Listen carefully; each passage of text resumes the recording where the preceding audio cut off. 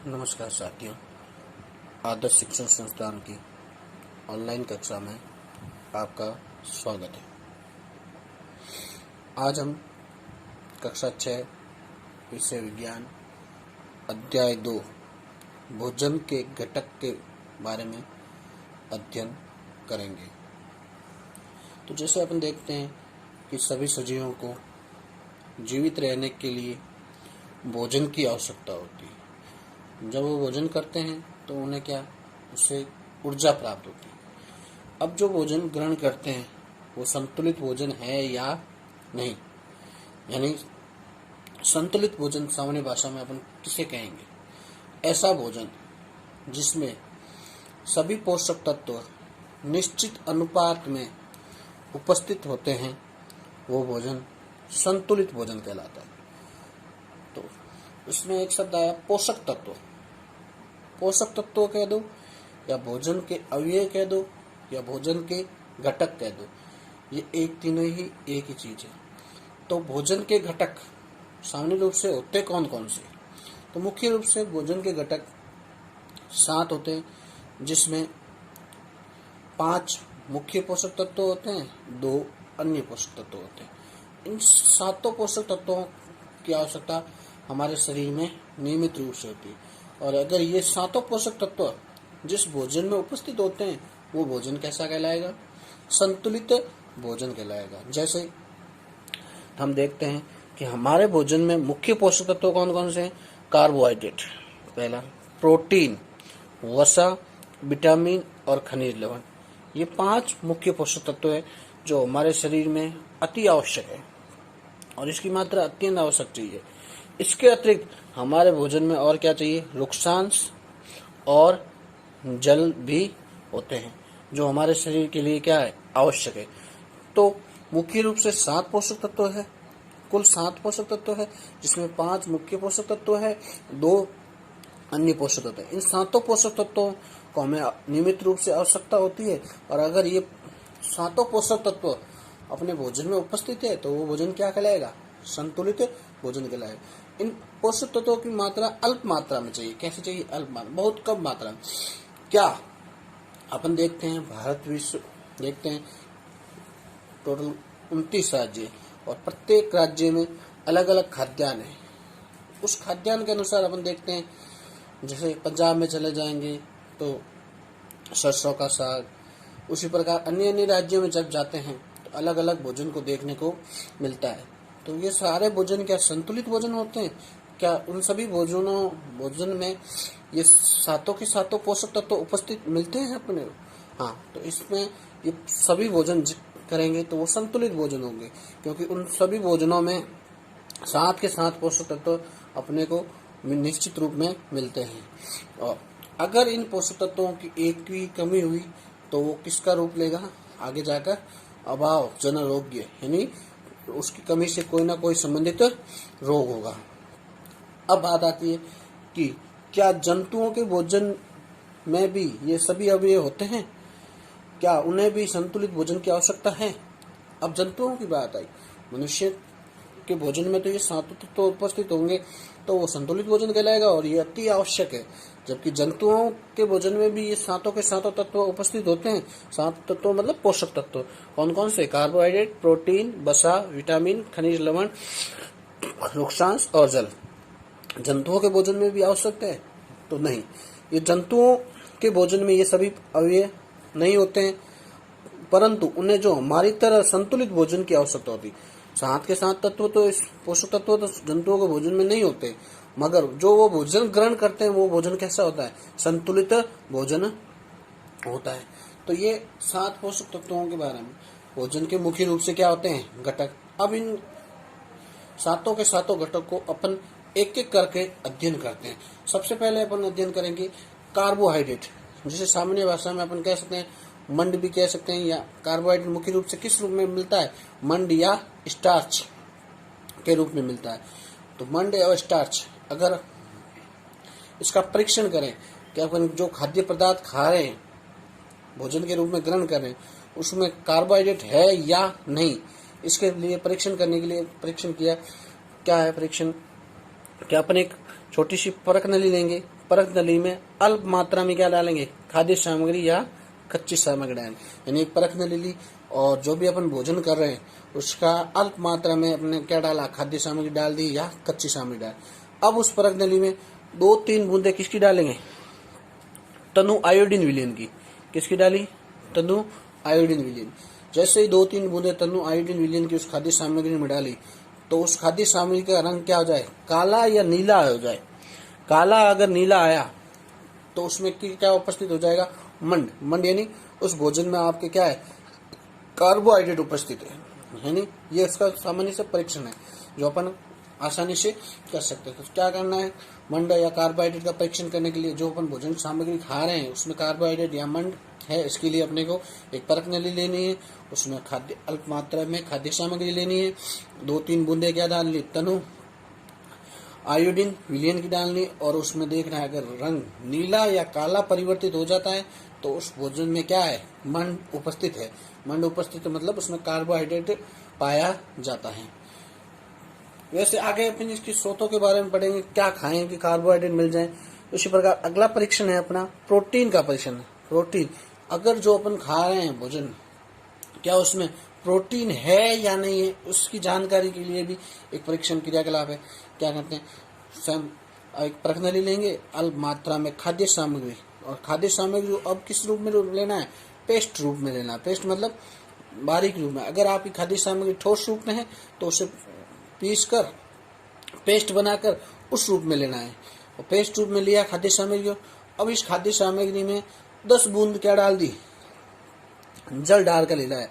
परख नली में 10 बूंद पानी की डालकर उससे आसानी से हिलाया। फिर हिलाया, कुछ समय पश्चात इसे ड्रॉपर एक छोटी सी नली हो सकती है जिसमें भरा जाता है कोई विलयन, और उसको ड्रॉपर की सहायता से 2 बूंदे तो किसकी डाली, कॉपर सल्फेट की। किसकी डाली, कॉपर सल्फेट। तथा 10 बूंद किसकी डाली, कास्टिक सोडे की। यानी अपने परख नली में 2 बूंद तो कॉपर सल्फेट और 10 बूंद कास्टिक सोडा का विलयन मिलाया। फिर कुछ समय तक हिलाने के पश्चात अगर उस परख नली में विलयन का रंग कैसा आ जाए, बैंगनी आ जाए, बैंगनी आया तो उस विलयन में क्या है, प्रोटीन उपस्थित है। और बैंगनी नहीं आया तो उस विलयन में क्या है, प्रोटीन उपस्थित नहीं है। तो ये भी परीक्षण बहुत आसान है, आसानी से कर सकते हैं। सबसे पहले अपने को क्या करना है, खाद्य सामग्री को अल्प मात्रा में लेना है। अगर वो ठोस है तो उसे किस रूप में लेना है, पेस्ट रूप में। पेस्ट बनाकर उसमें लेना है, और फिर 10 बूंद उसमें जल डालकर उसे लेना है, और फिर ड्रॉपर की सहायता से 2 बूंद तो किसकी डालनी है, कॉपर सल्फेट की, और 10 बूंद किसकी डालनी, कास्टिक सोडे की।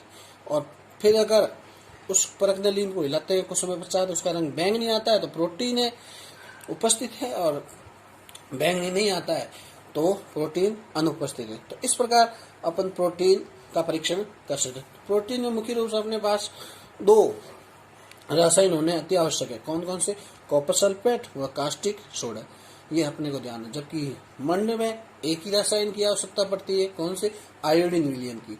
उसमें कलर कैसा आता था, काला या नीला आता था मंड की उपस्थिति के लिए। इसमें क्या आता है, बैंगनी रंग का उपस्थित आता है। आगे अपन वसा के परीक्षण को लिए करते हैं। सामान्यतः वसा का परीक्षण तो अपन व्यवहारिक जीवन में दिन भर करते रहते हैं।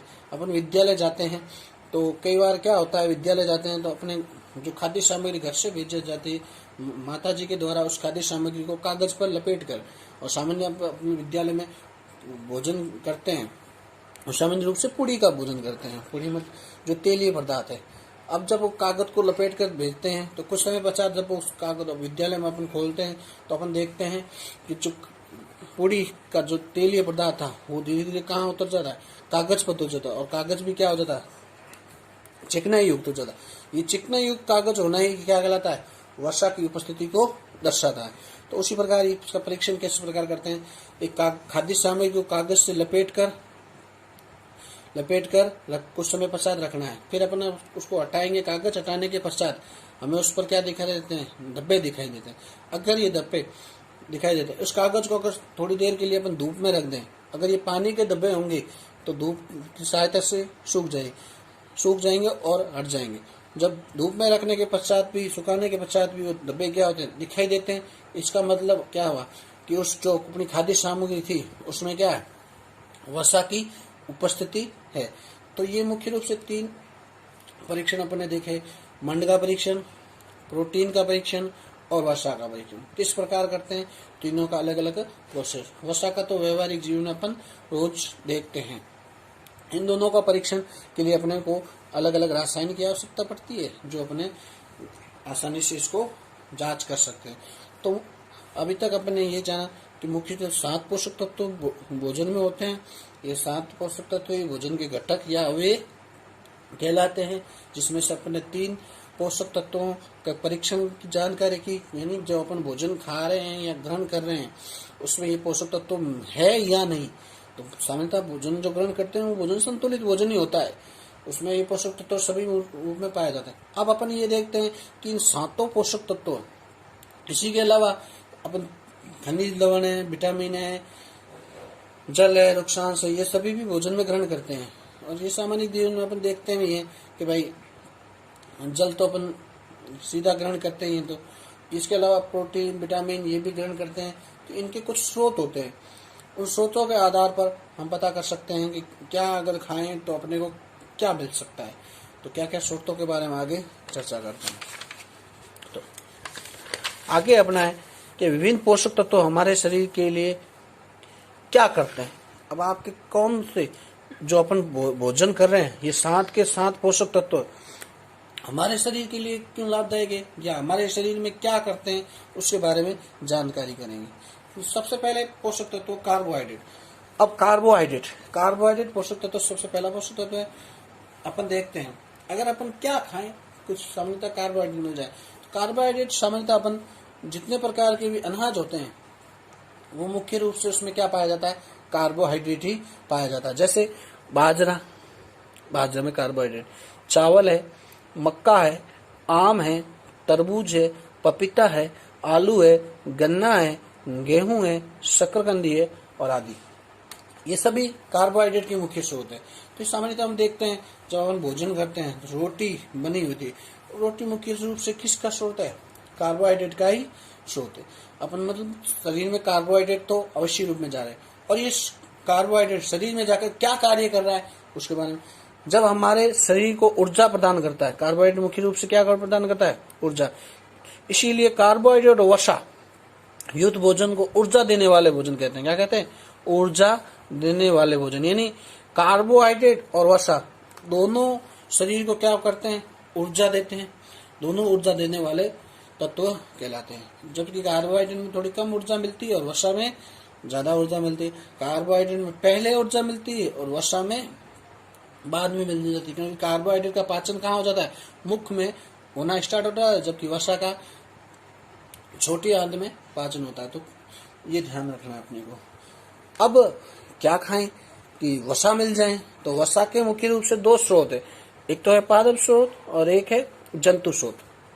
पादप स्रोत का मतलब पादपों से प्राप्त होने वाला स्रोत। तो वसा के पादप स्रोत, पादपों से कौन कौन से स्रोत प्राप्त होता है, मूंगफली, तिल, गिर और विभिन्न तेल है। विभिन्न तेल अपने पढ़ते हैं, सोयाबीन का तेल, नारियल का तेल, सरसों का तेल, ये जितने भी तेल प्रकार के तेल प्राप्त होते हैं लगभग वो तेल सारे के सारे किससे, पौधों से प्राप्त होते हैं। तो ये सभी क्या है, पादप स्रोत है जो वसा अपने शरीर में प्राप्त करते हैं। तो अपन मूंगफली, तिल, गिर या तेल खाते हैं, उसमें अपने को शरीर को क्या मिल जाती है, वसा। जंतु स्रोत भी है जिससे भी वसा मिलती है, जैसे अंडे खाने से, मछली खाने से, मांस, घी, दूध और मक्खन। ये सारे के सारे अंडे, मछली, मांस, घी, दूध, मक्खन ये जंतुओं से प्राप्त होने वाले वसा के स्रोत है। सामान्यतः अपन इसका सेवन ज्यादा उपयोग करते हैं, घी, दूध और मक्खन।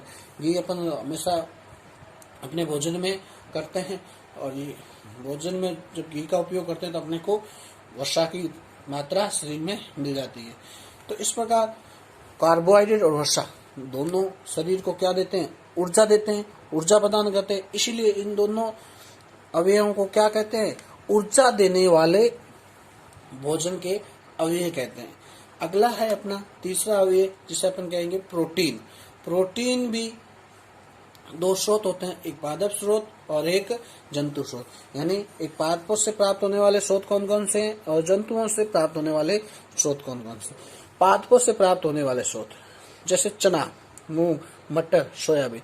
यानी सामान्य रूप से अपन भाषा में कह सकते हैं कि जो भी जितनी प्रकार की दालें होती है वो सारी की सारी किसके मात्रा होती है, प्रोटीन की मात्रा होती है। उसमें मुख्य रूप से क्या होता है, प्रोटीन। सोयाबीन खाओगे तो आपको सबसे ज्यादा प्रोटीन मिलने की संभावना है। उसी प्रकार जंतुओं के स्रोत क्या है, जंतुओं के स्रोत में पनीर खाओ, अंडे, मछली, मांस और दूध। तो ये जंतु के स्रोत है।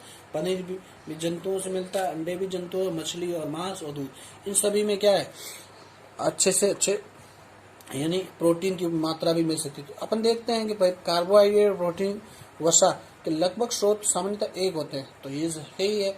अगर ऐसे कई स्रोत हैं जिनमें एक से अधिक पोषक तत्व भी अपने को प्राप्त हो सकते हैं, जैसे दूध देखा है, जैसे मांस देखा है, मांस में प्रोटीन भी मिल जाएगा, वसा भी मिल जाती है।